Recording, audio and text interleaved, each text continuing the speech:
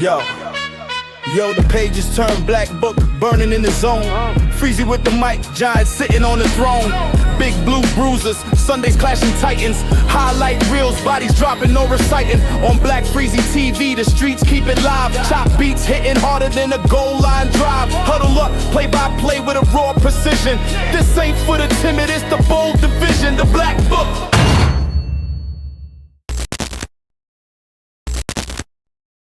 What's going on, Giants Nation? All the big blue fans all around the world. It's your humble brother, Black Freezy. Yes, sir. Yes, sir. And we're here today for the first episode of the Black Book with your boy, Black Freezy, representing the mighty Black Freezy TV. You understand me? You understand me? But round of applause to the family. Round of applause to the family. Please, round of applause to everybody that represents, you know what I'm saying, you know, likes and subscribes and has joined this particular tribe. But yeah, man, we here today, first episode, man, to get into it, to shake off that week 1 debacle, and get into week 2, the New York Crew versus Dallas. You know how we do. So, you know, without any further ado, let's get into it. So we'll get into the injury report real quick. So we had young Wan'Dale Robinson with the ankle. He's questionable.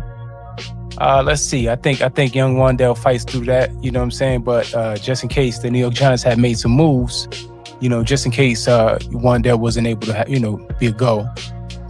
Demetrius Flannigan-Fowles has a calf. He's out of there. He's up out of there. Yeah. He up out of there. They're going to have to, make some moves to elevate that for the special teamers. Andrew Thomas, as we all knew, is doubtful with the foot. We waiting on you, Drew. Man, we desperate out here, bro. We waiting on you, man. And Nacho, Rakeem Nuñez-Roches has a foot doubtful. I didn't realize, Nacho was a little dinged up. And I also did at one point see Slayton was on the injury report for a groin pause. But shout out to Slayton, man. We need you, boy. We need you. You was out there pulling muscles and shit, just running straight nines. But shout out to Darius Slayton. But also, when it comes to Dallas and their injury report, they only got one guy on there. Deron Bland with the foot. You know what I'm saying? They're phenom, young cornerback.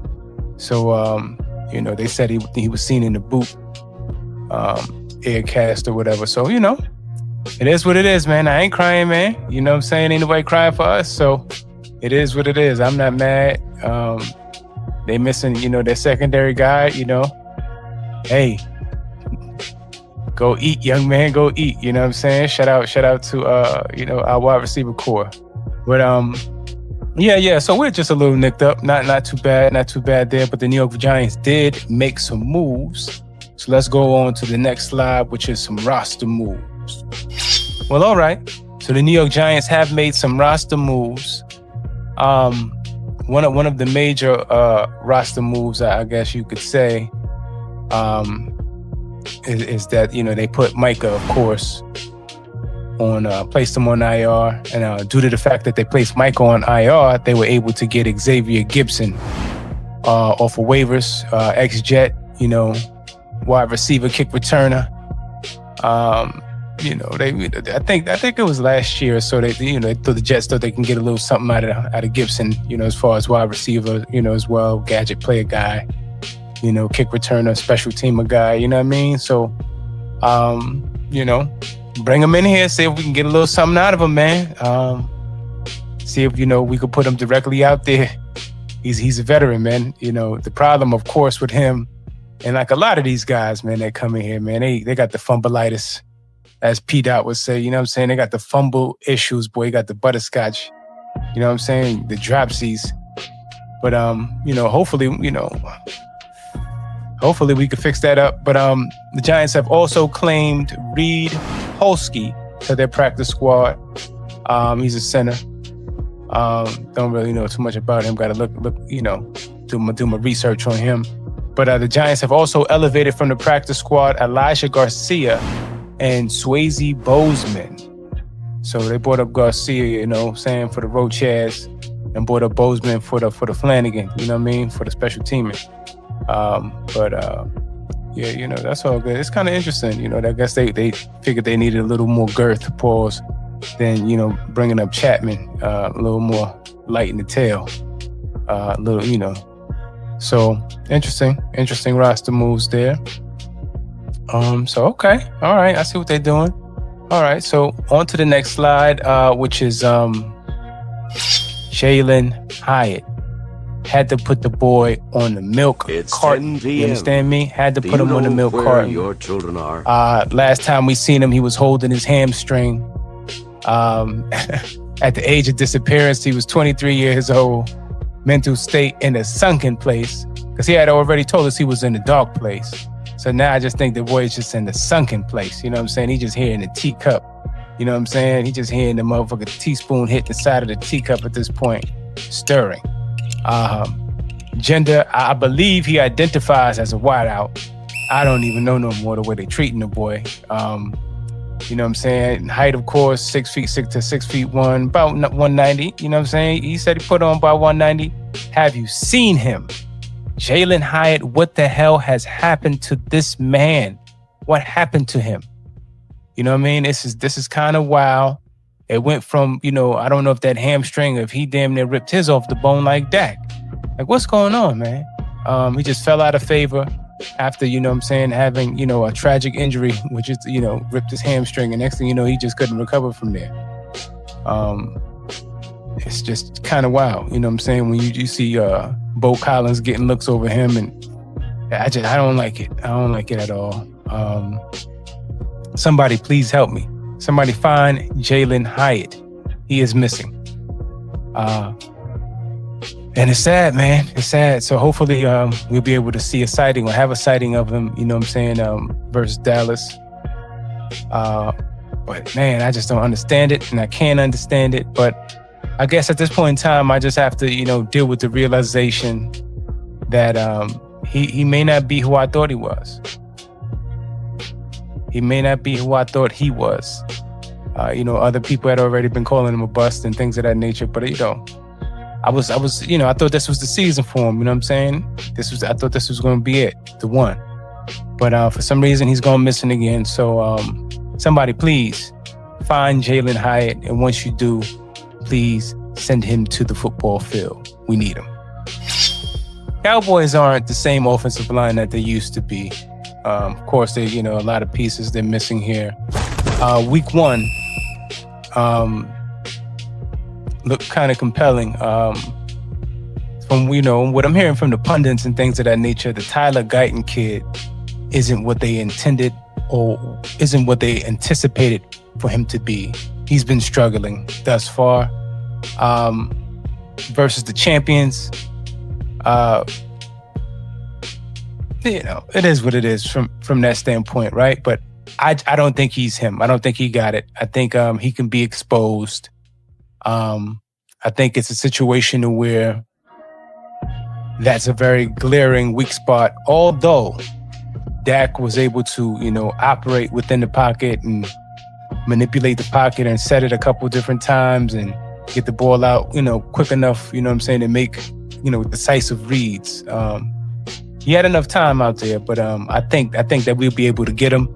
According to PFF, Tyler Guyton had a 42.2 overall grade last week. Pass blocking was atrocious at 26.1, 53.9 run blocking. That's pretty solid. That's you know, pretty solid. But I think on them passing sets we can get him though. Then we can get him, man. Right tackle Terrence Steele was pretty solid, 64.5 overall, 78.9 on the run. You know what I mean? He a bully in the run game, this guy. So I can see they be running the ball, you know, behind or on his side. Him and Tyler Booker.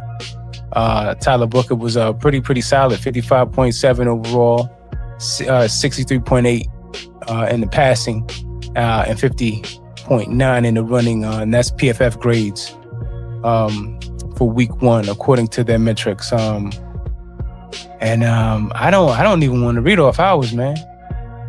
I don't want to read all 5. You know why? Because our pass protection was terrible. It was abysmal.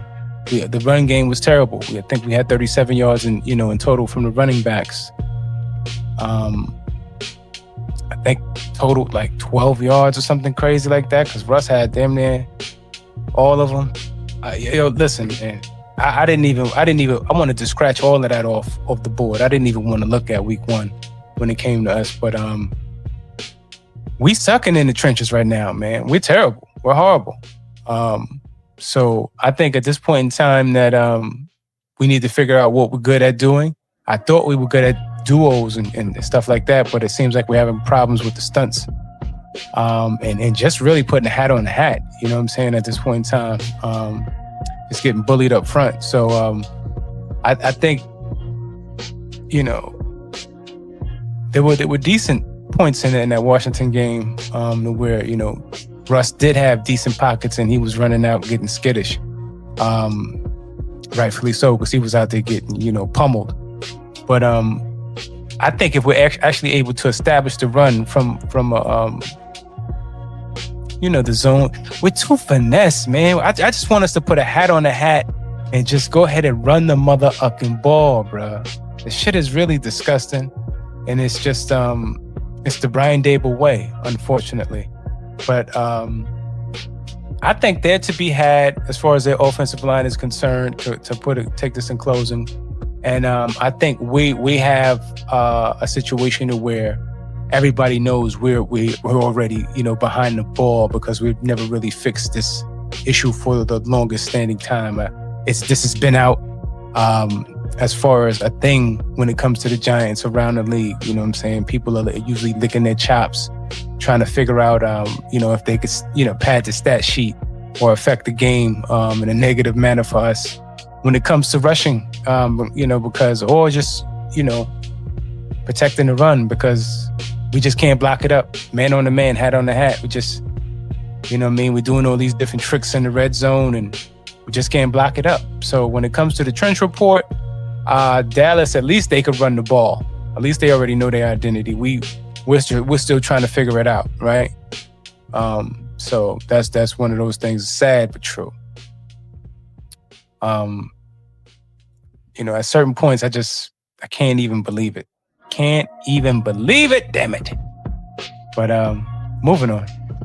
All right, so a little bit of Russell versus the Dak situation.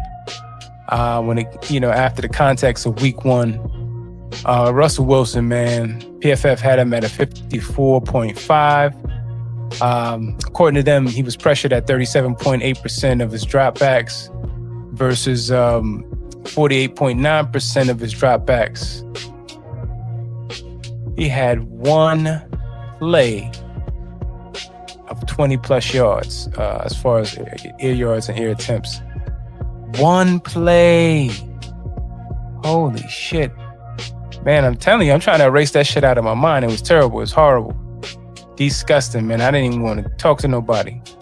Well, Dak Prescott was 90% on 61 snaps. He was elite. Looked efficient out there. He looked really, really, really good. He looked strong. I was really impressed, man. I saw when they had him dead to rights one time, he reset the pocket like twice. He got out of like 2-3 situations and kept his eyes down downfield and pretty much gunned one in the Lamb pause. He looked sharp, man. He looked sharp. He actually saved the actual touchdown after Miles Sanders fumbled the ball. So he looked pretty good out there, Dak, man. I was impressed with him. Russ looked pretty bad out there, man. All I can say is the O-line, the game plan, of course. We the rub route champions. Everything's a rub route. If the rub don't work, then it's out of here. You know what I'm saying? If that rub route don't work, it's done. We cook, baked chicken. Well, let's compare some stats from week 1. The Giants are 32nd, 6 in points per game after week 1. And Dallas Cowboys are 20th, 14th. We're 28th in yards per game. We're 231. Dallas is 18th with 307 yards. We are 15th in time of possession. with 30 minutes and 32 seconds. Dallas is 28th in time of possession with 25 minutes and 8 seconds. We are 15th in total defensive sacks. Shout out to Brian Burns with 3. And Dallas is 1 at 19th with 1. We're 12th with total defensive interceptions, 0. I don't know how we're 12th. We're tied with Dallas is 12. I guess everybody's tied at 12th who has 0 interceptions. What the hell is that? Total turnovers differential, we're 0 and they are -1. Shout out to Miles Sanders. Give us one son on Sunday. We'll take it. So, it's week 1. So the stats, and all of this is fine, it's cool, but it's week 1. For us to be 32nd, start off the worst in the league, as far as scoring, yards, and all this good stuff, it's very disappointing. As far as the offseason we had, it was, very magical, right? It got you lulled into your fandom, and then slap bap, here comes reality. You know what I mean? Wham. So, yeah, but, when it comes to, this particular game, it's kind of sad because Dallas has been whipping on us for the longest. It's kind of sad, man. And one of the kids that has been contributing in the past few years is CeeDee Lamb. During his career, over 10 games, Mr. CeeDee Lamb, my son, unfortunately, who I wanted on the Giants, has amassed over 61 receptions, 856 yards, which is about 85.9 yards per game, 14.1 yards per catch, and 5 tutties. Yo, man. Tired of this shit. You know what I'm saying? Tired of CD beating up on everybody we got, man. Deonte, what happened, man? I think Flott is more built to guard CD than he is George Pickens, right? But he finna tear up Andrew. He finna tear up Andrew, bro. Pause. He finna get Phillips the fuck up out of there. He gonna be in the slot just causing havoc and terror. And to be honest with you, I was trying to think of an answer for him, man. There's just no answer. Because if it wasn't for those drops, he had like 3 drops week 1 versus the Eagles. I think Dallas is in that ass.com pause. Dallas wins that game. Because he was fucking up momentum with, all of those drops, and Dak was putting it right in the bucket. So,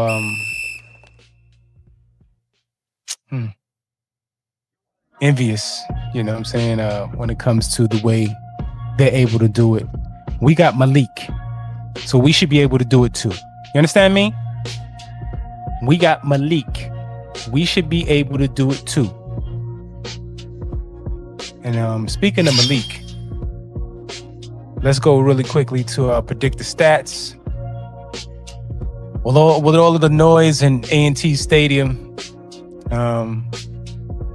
hopefully, our offensive line is able to get it together and don't have too many penalties to, get us off of schedule. And mess up the drives, man. Mess up the good plays, man, the momentum, man. And, when it comes to predicting the stats, I predict that Malik Nabers will have 7 catches. I'm going to say out of probably more than likely, 14 to 16 targets, 90 yards, and a tutty. That's right, a tutty, baby. I believe Nabers brings in, has a pretty good day. I believe he has a pretty good day.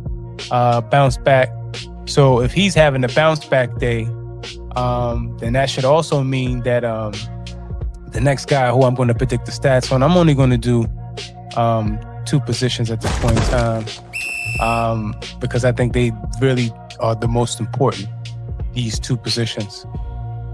So once again, you know what I'm saying, when it comes to Malik, 7 catches, 90 yards, and 1 tutty. And the other guy is Russell Wilson, man. I think Russell has a pretty decent day. But 30 attempts, 180 yards, and a tutty. I think he has a bounce back. He actually uses his legs a little bit, as well, like he did last game. But I think he, this time, just to keep us, on schedule, keep the chains moving, type of deal when it comes to him running instead of the desperate, looking around, going crazy. So I think Russ settles in. He has a pretty good game. I think the offensive line is able to block it up enough for Russ to be able to figure it out without it being, too complicated of a task. This defensive line is I think they're more potent up the middle. They're defensive tackles. They're pretty young on the defensive on the edges there. So I think we're gonna have a chance to block it up. JMS, you're gonna have to fucking play, boy. You're gonna have to come to play. Put your big boy pants on. You know what I'm saying? None of this ducking your head and lunging, man. You're gonna have to grab somebody and move them. You know what I'm saying? And this is gonna be a difficult one to deal with out there with the old Diggy and with Clark, newly acquired, after Dallas has traded for Micah Parsons, as everybody knows. They're probably still crying in the shower a little bit about it right now, in the mornings, as they're drinking their coffee, just crying in the newspaper. Micah.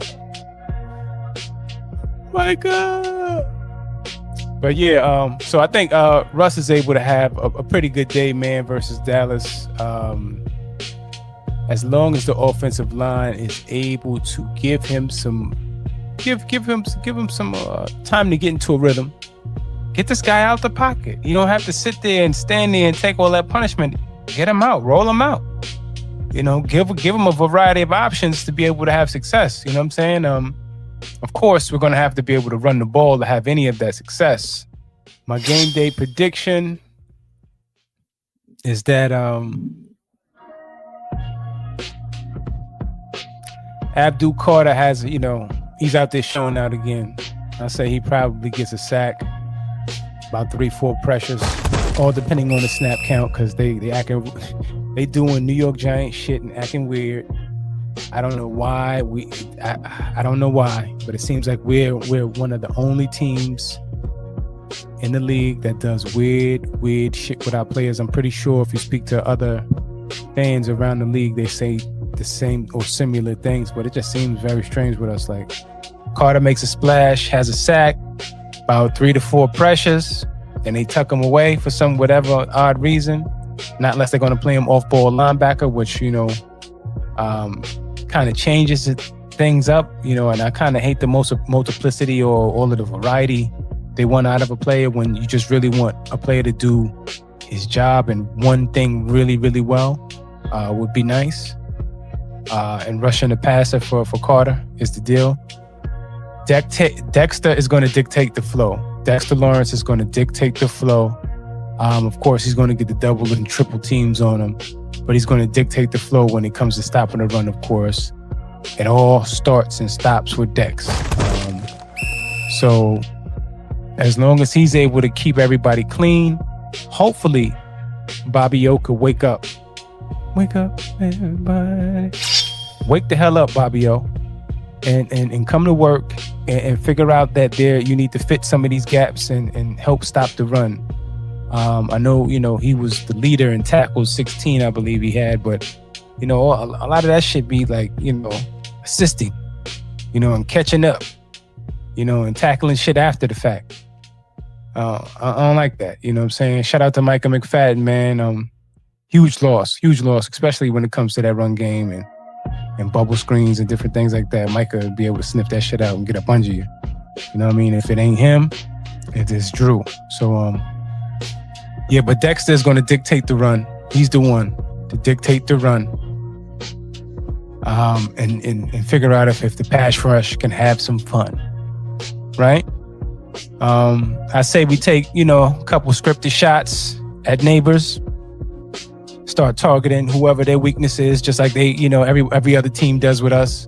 Say just like when Micah got hurt, for instance, we put Moosau in there, they automatically, kill Kingsbury and then they automatically target Moosau automatically. Prior to them already picking on Cor'Dale Flott, who they knew, was getting his newly acquired time at CB2. So we need to be able to do the same thing, whether it's Reddy or whoever the guy's name is. I think that was his name, was Reddy. We need to be able to do the same thing and take advantage of their weaknesses. And so when it comes to, it's a couple scripted plays for Nabers. I say about 8 to 12. Set the tone. We got to check the chin. Of course, this is all off the back of running the ball. If we cannot run the ball, none of this works. This is when Dallas really gets to pin their ears back, and then their rookies get to eaten up on, our tired offensive line, because we know James Hudson is ready just, hey, sir, you want a sack? He ready just to turn style and give a motherfucker a sack. You know what I'm saying? So you got to be, really, really careful. You got to be careful. You got to be more careful, especially messing with James Hudson. You got to be more careful. But yeah, we need to target their weaknesses, man. I'm trying to, stall a little bit to look it up. Yeah, the kid's name is Steward Reddy, or Zion Childress. Man, get the hell up out of here, man. You know what I'm saying? My young one, Kaya Elam, is already a victim out there. We need to be out there victimizing these cornerbacks, they DB room, man, especially when we know Trayvon, he just coming back, you know what I'm saying, from a knee injury. Plus, he already was susceptible before the knee injury to a double move. That's probably how he got the knee injury, damn near. You know what I'm saying? But we need to be able to take advantage of their actual weaknesses as well. Deron Bland is a big, big deal, him being hurt with the foot injury. And I say, let's send Nabers at him. Send Nabers at him, man. Send Nabers at him. Daboll, they're gonna do some gadgets. They probably, do some, some end of the round activity. Gipson just got here. That's one of his specialties. Because usually that'll be Wan'Dale doing that. Well, I say send Darius too, man. Darius could fly. You know what I'm saying? Get Darius involved as well, man. That's really sad. You're gonna pay the man and then not even look his way. Just use him as a decoy, like he gonna wind up on the milk card, man. Just like he Jalen Hyatt. It's kind of wild to me. Darius Slayton, heavy dose of attacking their weaknesses, whether it's Darius Slayton on them or whoever. You know what I'm saying? With Wan'Dale, being hurt, if he even plays, more than likely he's going to be limited in his reps. So I'm pretty sure, if we see any kind of dose of Xavier Gipson, probably see some gunner in there. I'd rather go big in the slot, pause, you know what I'm saying? Put some Bo in there, put one of the tight ends in there, Belly, or, I'd rather go with the big slot. But put Hyatt in there. How about we have a Hyatt site and put Hyatt in there? That would be, some of the stuff that he was talking about after he said, the darkness, came out of the darkness and, gained some weight, about 20 pounds of muscle. Come on, man. Hell going on with your boy? They gained 20 pounds of muscle on top and you got the balloon leg, you got the motherfucking light bulb legs, man. You out here with the skinny legs, man. You gotta get your shit together, boy. So, I think also just in the red zone in general, right? We actually score some points when we get in the red zone. I think we're gonna score 2 tutties, man. I think we're gonna wind up scoring at least 14 points. right? 14 of them things, man. I think they're all going to come out of the red zone. We're finally going to score twice in the red zone. I think we go heavy, Big 12 personnel. Belly hammer him up. You know what I mean? Tyrone Tracy came out and said that, hey, man, everybody in the locker room felt we should have been running the ball in the red zone, man. Not doing no damn trick plays to no Marcus Bowl, man. What the hell going on, man? So my prediction is, Abdul is the one. He's the one. He's the chosen one. Brian Burns, of course, he eats once again. I think the whole, when it comes to the rushes, the edge rushes, all three of them eat. All three of them are going to eat. Dexter is going to be the one that determines whether or not they're going to have a early start to running the football. It's all on Dex. If Dex is able to tool it up, you know what I'm saying, everybody else can clean it up. Get started early on offense with Nabers. About 8 to 12 scripted plays for them. They don't have to be back-to-back, of course, but, script them up. Get him started early so we can get that diva out of his body. I would say enough with the gadgets and the wrinkles, but they're going to do it anyway. The end in the round, you know what I'm saying? We just got Xavier Gipson. He can fly. If you want to do some of that or put Slayton out there, get him trapped in with one of those end of the round motion plays that you do all the damn motion for any reason anyway. You have him orbiting motion around the motherfucking. That should be bugging me out when I see that shit. Cause I know that if that was me, I'd be tired as hell. I'm like, man, I ain't doing all that. What the hell going on? And make sure you tighten it up in the red zone, man. What the hell going on, man? 13 trips, 6 points. This shit is bananas. It's crazy. Didn't like what I saw week 1. Very horrible, man. Very horrible showing. Poor preparation from the coaching staff on down to the players, because if the coaches don't prep you right, we had a great practice. I wonder what part of the practice is really that great. All these good, great practice. Well, all of these great practices aren't translating thus far. Poor game planning. Kingsbury slapping Bowen on the ass.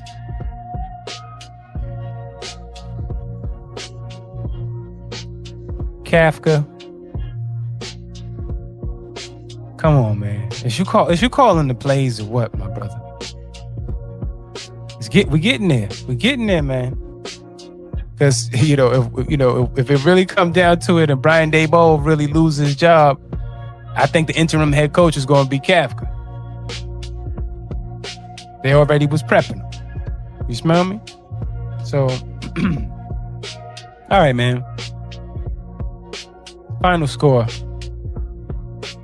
And it pains me, man. It pains me. Dallas win 23, Giants 20.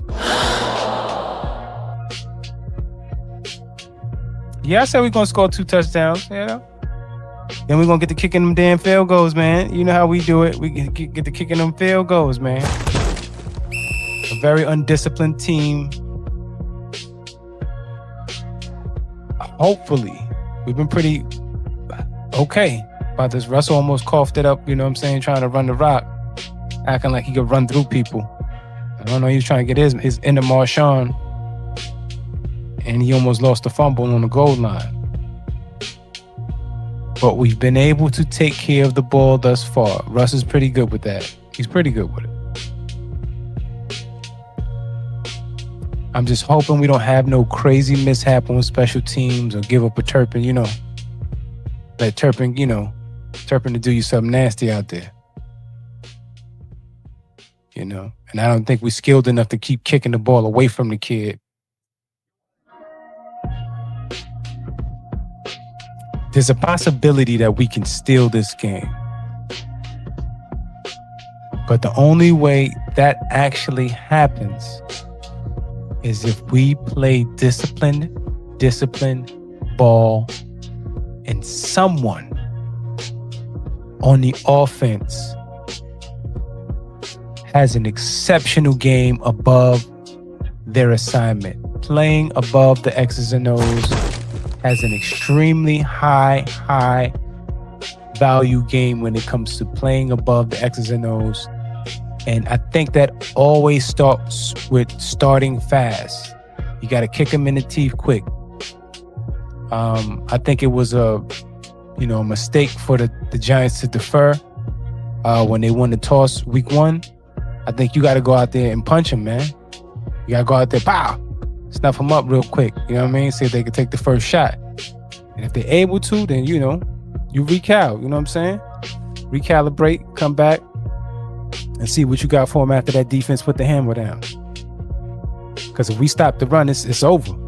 It's over. The Rabbit got the gun if we're able to stop the run. So New York Giants, unfortunately, will lose this. We go 0-2. I'm hoping that I'm wrong, but for what they showed me thus far has propelled me to think that it's just a lot more of the same, James. You know what I'm saying? Like, it's just a lot more of the same, James. It's been a sad history when it comes to this particular team. The Cowboys have swept us, ever since what was 2020. The last Giants win was January the 3rd, 2021. Giants beat Dallas 23-19 at MetLife. Daniel Jones versus Andy Dalton. I got the whole Daniel Jones era blocked out of my mind. I got to be honest with you. I already did it. But yeah, Dak has dominated us, man. 12-2 versus the Giants. Since 2017, the Cowboys are 14-2 against the New York Giants. So yeah, man, it's time for us to get some get back, man. It would be nice, but I don't think it's gonna happen, man. I don't think we still building, or we still don't have enough. It's gonna take time for the team to gel. We're always like late bloomers when it comes to anything. The Giants need an extra fifth quarter, you know what I'm saying, just to win the game damn near. So unfortunately, I have us losing to the Dallas Cowboys 23-20. NFC slugfest. An NFC slugfest. You smell me? But it is what it is, man. I can't wait. And hopefully they prove me wrong. Hopefully they prove me wrong, baby. Please prove me wrong. Without any further ado, this is the first episode of the Black Book with your boy Black Freezy. Shout out to the family, shout out to the people. Make sure you run up and sub up, like and subscribe, and join the tribe. It's your humble brother, Black Freezy, and I'm out. Black Book, Freezy with the hook, Giants in the